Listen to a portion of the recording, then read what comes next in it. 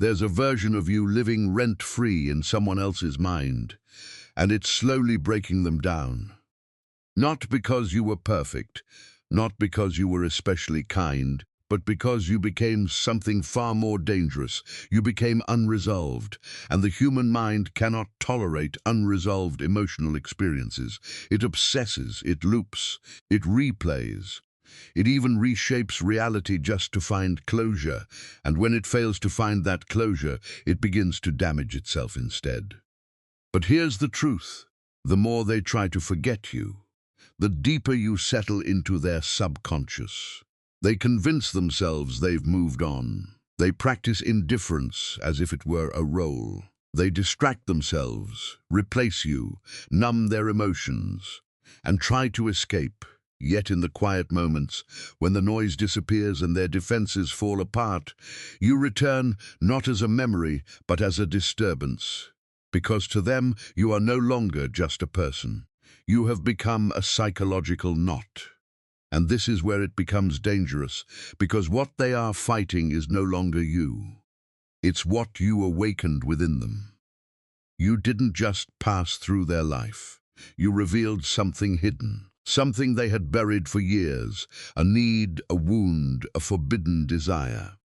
And now that part of them refuses to stay hidden any longer, most people fail to understand this. They believe forgetting someone is about time, distance, or distraction. But forgetting is not a conscious decision. It's a negotiation with the subconscious, and their subconscious is refusing to cooperate. Why? Because you became linked to something they cannot replace. Not your face, not your voice, not even your presence, but the feeling they experienced when they were with you. A feeling they cannot recreate, no matter how hard they try. So now their mind is trapped in a loop. Why them? What was so different? Why can't I let go? And every failed attempt to answer these questions only strengthens the grip. But here's what they will never openly admit. They don't truly want to forget you. They want to win against you. They want to reach a point where your absence no longer affects them. Not because they have healed, but because they want to prove to themselves that you were never that important. And this is where the mind begins to fracture, because reality refuses to match that narrative. You were important. You did leave an impact. You disrupted something stable within them. And the ego cannot accept that loss of control, so it pushes back. It rewrites memories. It distorts your image. It turns love into resentment and attachment into denial. But every distortion comes with a cost. Because the more they lie to themselves about you, the more unstable their inner world becomes. And this is where it becomes even more intense. They begin projecting. They see you in strangers, hear reminders of you in songs, feel your presence in moments that have nothing to do with you. Because the mind is desperately trying to resolve what it cannot understand. But resolution requires confrontation. And confrontation requires honesty. And honesty would force them to admit something they are not ready to face. That losing you wasn't just losing a person. It was losing a version of themselves they cannot recover, and that realization terrifies them. Because now the question is no longer, why can't I forget them? The question becomes, who was I when I was with them, and why can't I become that person again? And that is where the real obsession begins, not with you, but with the identity they lost when you left. They begin chasing fragments, trying to rebuild the feeling, trying to recreate the intensity, trying to find someone who triggers the same emotional response. But nothing works, because what they are chasing was never just about you.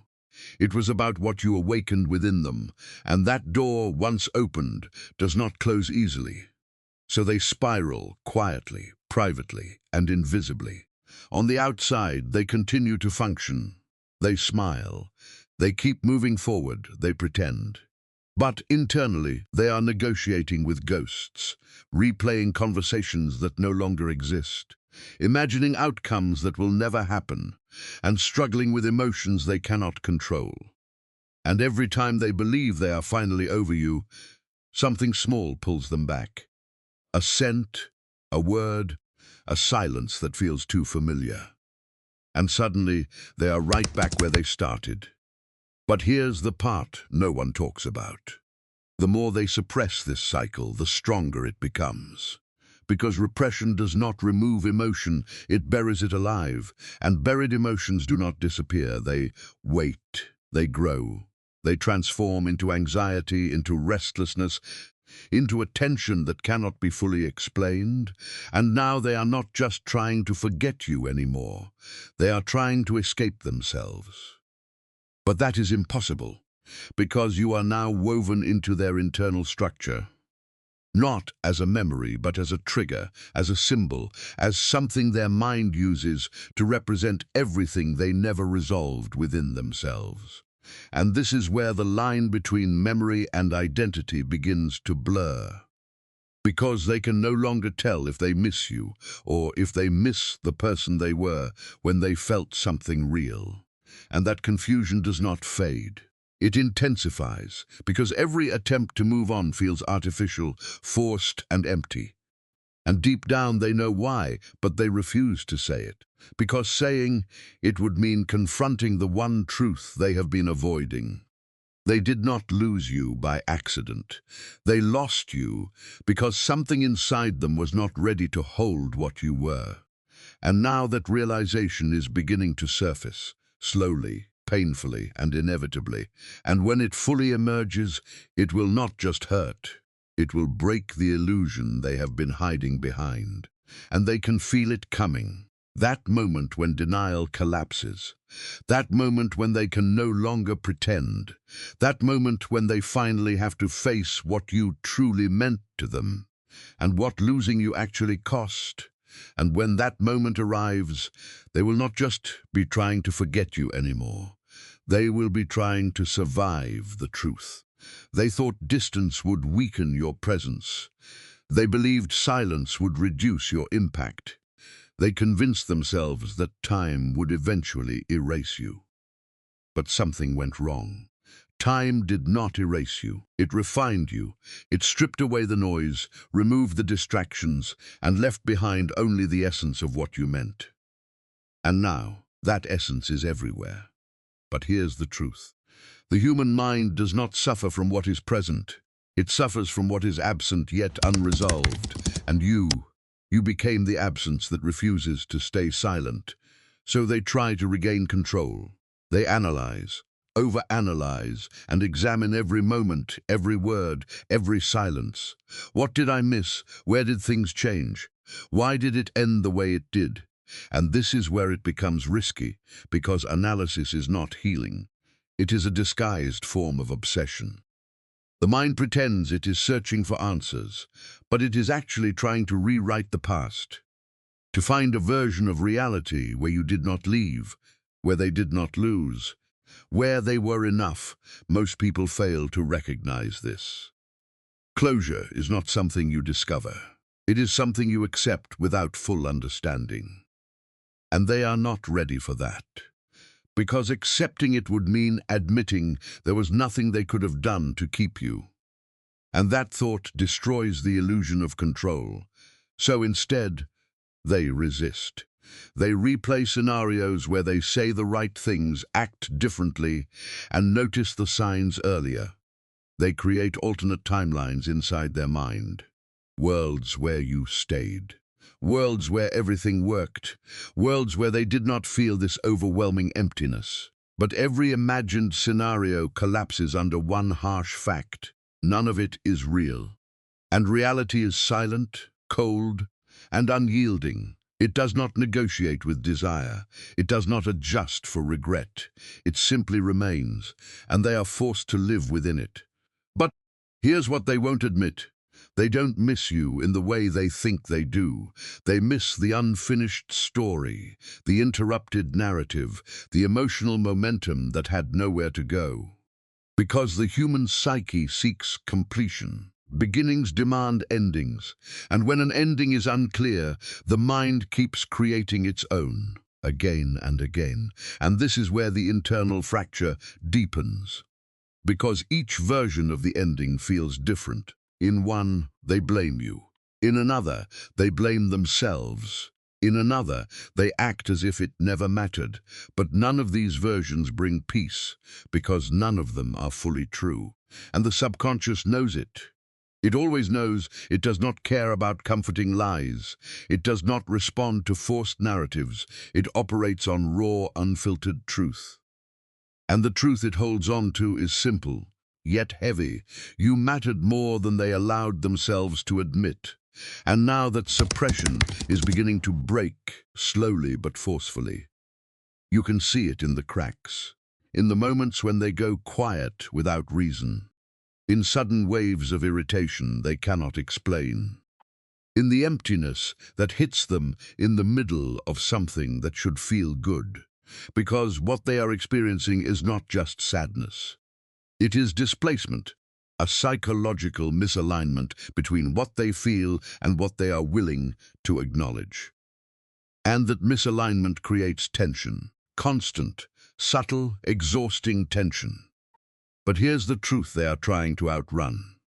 You did not just leave a memory. You became a reference point. Every person they meet is compared to you. Every connection is measured against what they felt with you. And no one passes that test, not because others are lacking, but because the experience with you was never fully understood. And this is where it becomes even more concerning. They begin sabotaging new connections unconsciously. They pull away when things start to get close. They lose interest when something feels stable. They create distance where there should be intimacy. Why? Because stability no longer feels real to them. Intensity does. And you redefined intensity for them. Now anything less feels empty.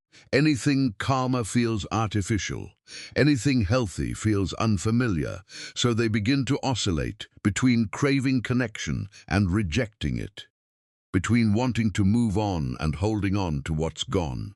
Between telling themselves they are fine and feeling that something is deeply wrong. And the worst part is they do not even realize they are doing it. Because this is not a conscious pattern. It is subconscious conditioning. It is what happens when an emotional experience is too powerful to fully integrate. So instead of being processed, it becomes a template. A silent standard that everything else is measured against, and this is where their mind begins to turn against them.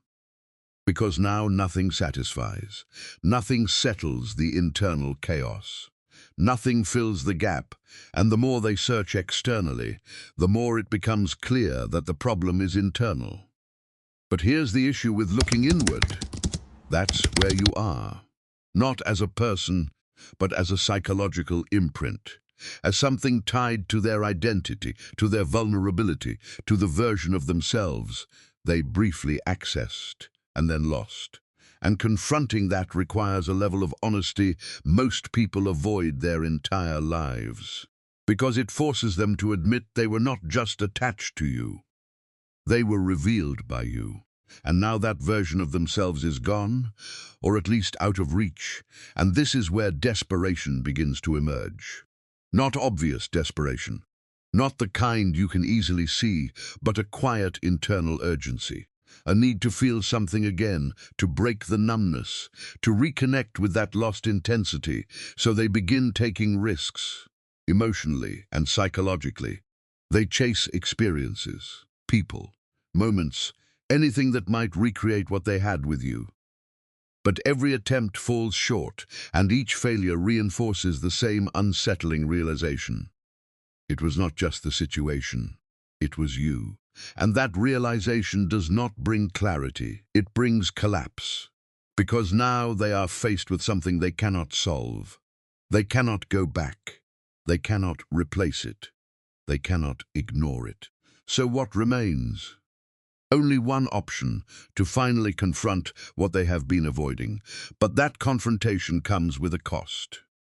Because the moment they stop running, the moment they stop distracting themselves, the moment they sit in complete silence with their own mind, they will have to face the one question that changes everything. Not, why can't I forget them? But, why did they affect me this deeply when nothing else ever has? And the answer to that question is already within them, waiting, uncomfortable and unavoidable. And once it surfaces, it will not just challenge their perception of you. It will dismantle their entire understanding of themselves. And they can feel it getting closer. That moment where distraction stops working. That moment where denial loses its grip. That moment where the truth rises, not gently but with force. And when it does, they are no longer analyzing. They are no longer distracting themselves. They are no longer pretending. They are standing face to face with something they can no longer avoid. At some point, the distractions stop working. Not all at once, not in a dramatic way, but subtly, like a slow leak in a sealed mind. The noise fades, the substitutes lose their appeal. Constant movement no longer numbs anything, and suddenly they are left alone with themselves. And this is where everything starts to fall apart, because silence does not bring peace to a conflicted mind. It brings exposure. But the truth is, what they are facing now is not just memory. It is return. The return of everything they pushed down, everything they reduced in importance, everything they convinced themselves did not matter as much as it did. And now it all comes back at once. Not in order, not in a logical way, but emotionally raw, disorganized, and overwhelming. A look they once saw, a moment they ignored, a feeling they refused to name. All of it resurfaces, demanding recognition. And this is where it becomes dangerous, because recognition requires responsibility. And responsibility means admitting something irreversible. On some level, they knew. They always knew. They knew it mattered more than they admitted. They knew you were different. They knew this was not ordinary. But they hesitated. They suppressed it. They chose comfort over confrontation. And now that choice is echoing back at them. Most people do not understand this. Regret is not pain over what happened. It is pain over what you allowed to happen. And that difference cuts deeper than anything else. Because now they are not just grieving you, they are confronting themselves. The version of themselves who stayed silent when they should have spoken, pulled away when they should have leaned in, and acted indifferent when everything inside was breaking. And that realization does not stay quiet. It keeps accusing them. But what makes it unbearable is this. They cannot fix it. There is no action to take, no words left to say, no moment to return to. The past is sealed. And yet their mind keeps trying to reopen it, like scratching at a locked door that will never open again. And this is where the fracture turns into a break, because the psyche cannot sustain prolonged contradiction. They told themselves they did not need you. But their emotional reality keeps proving otherwise. They convinced themselves they had moved on, but their internal state refuses to align with that belief. And when those two forces collide, something has to break, so the mind splits. One part continues the performance. I'm fine. It's over. It did not matter that much. While the other part becomes louder. You lost something real. You let it slip. You will never experience that again. And the tension between these two voices becomes unbearable, because both feel true. And this is where it becomes even more intense. They begin questioning everything: choices, patterns, identity. Why did I act like that? Why did I hold back? Why do I always repeat this? And suddenly it is no longer about you. It becomes about a pattern, a recurring unconscious pattern that has been shaping their life for years. Avoidance, emotional suppression, fear of vulnerability disguised as independence. And now they see it not as an abstract idea, but as something that cost them you. And that realization lands differently because patterns cannot be blamed on circumstances, they turn inward. And this is where the subconscious begins to fully emerge, because repression only works until awareness catches up. And now awareness is present, uninvited, uncomfortable, and persistent. They start connecting dots they never wanted to see. Moments where they shut down. Times they avoided instead of engaging. Signals they ignored because acknowledging them would have required change. And this is where the illusion of control fully collapses, because now they realize they were never truly in control. They were reacting, conditioned, repeating patterns, and living out scripts they were not even aware of following. And you disrupted that script. You pulled them out of autopilot. You confronted them with something real, and instead of stepping into it, they stepped back, and now they understand the cost of that retreat. Not intellectually, but emotionally and deeply. And this is where the pressure reaches its peak, because they are now holding two unbearable truths at the same time. They cannot go back, and they cannot return to who they were before. That old version of themselves is no longer accessible. Too much has been revealed. Too much has been understood, but the new version has not fully formed yet, so they exist in between, in a psychological limbo. No longer who they were, and not yet who they could become. And that space is unstable, uncomfortable, and uncertain. It is where people either evolve or break. But here is what they are not ready to admit. They are afraid to grow. Because growth would mean facing everything they avoided. It would mean sitting with guilt, acknowledging missed opportunities, and accepting they were not as self-aware as they believed. And most people do not choose that path. They fall back again into distraction, into denial, into the illusion of control. But this time it does not work. Because once something is seen, it cannot be unseen. And now every distraction feels empty. Every key escape feels temporary. Every attempt to suppress the truth only strengthens it. And that creates something new, something heavier than regret, something deeper than sadness, a quiet, persistent psychological pressure that never fully disappears. And this is where they begin to crack. Not outwardly, not in a way others can easily notice, but internally, in the way they think, in the way they feel, in the way nothing seems to align anymore. Because the mind is trying to reconcile two incompatible realities, the life they are living and the truth they have discovered. And that reconciliation demands change. But change requires courage. And courage requires facing pain directly. And they are not certain they can do that, so they remain at the edge. Aware but resisting, understanding but avoiding, feeling but suppressing. And that tension builds day after day, moment after moment, until it reaches a point where something has to break. And when it finally does, it will not be subtle. It will not be controlled. It will be a collapse, an emotional release that has been held back for far too long, and deep down they already know it is coming. They can feel the pressure increasing. They can sense the illusion weakening. They can hear the truth becoming louder.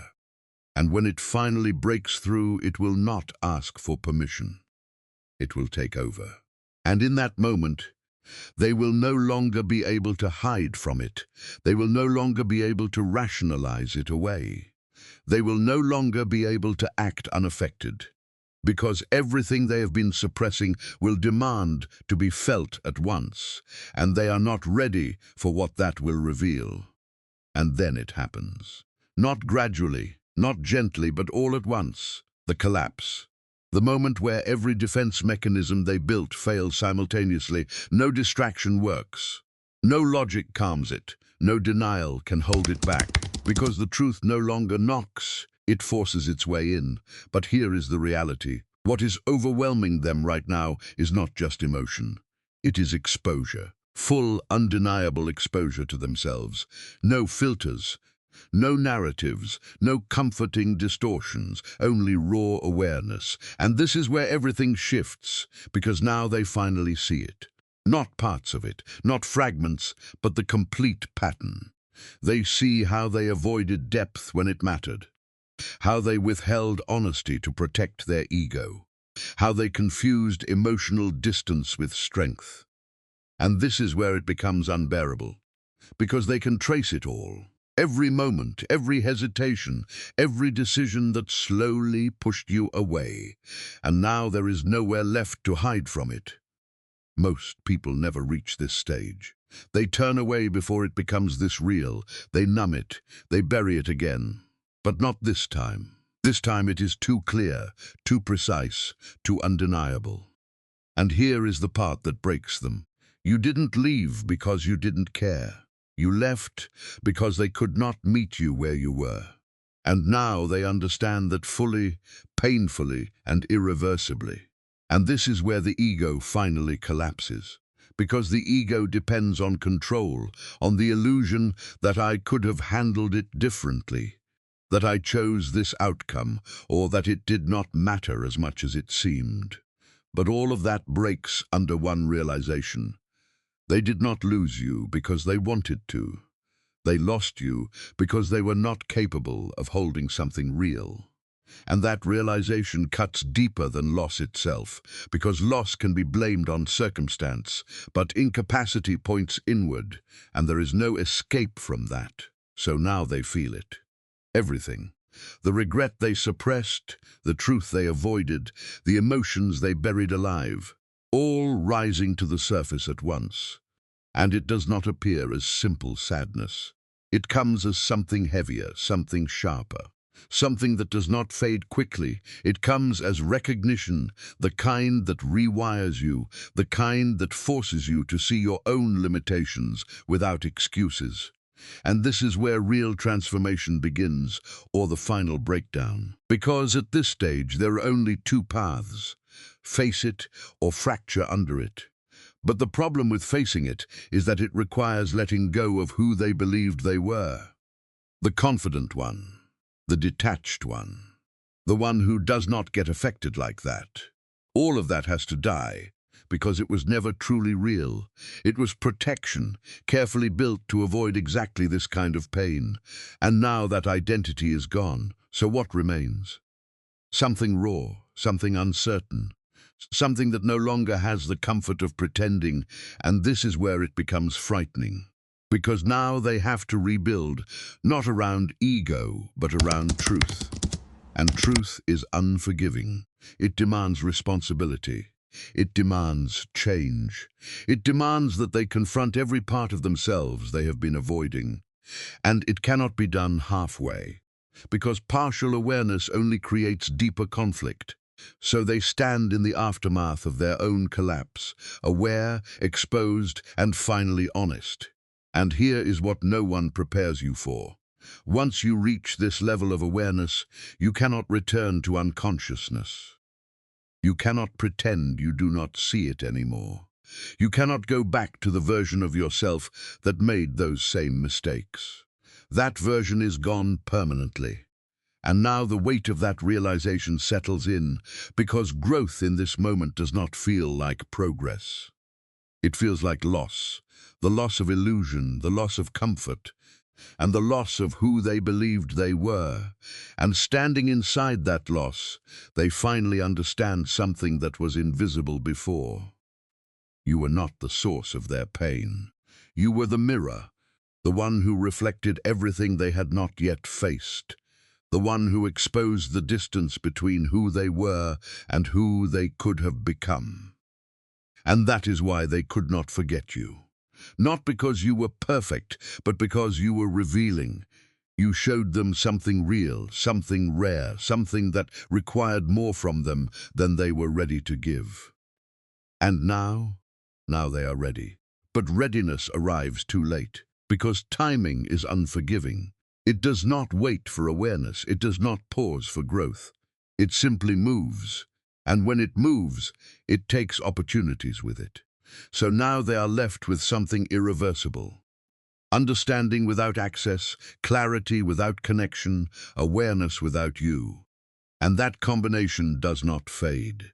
It settles into them, into how they think, into how they feel, and into every future connection they try to form, because now they know. They know what it feels like to encounter something real. And they also know what it costs to not be ready for it. And that knowledge does not comfort them. It lingers, quietly, constantly, because every time they meet someone new, there is a comparison they cannot control.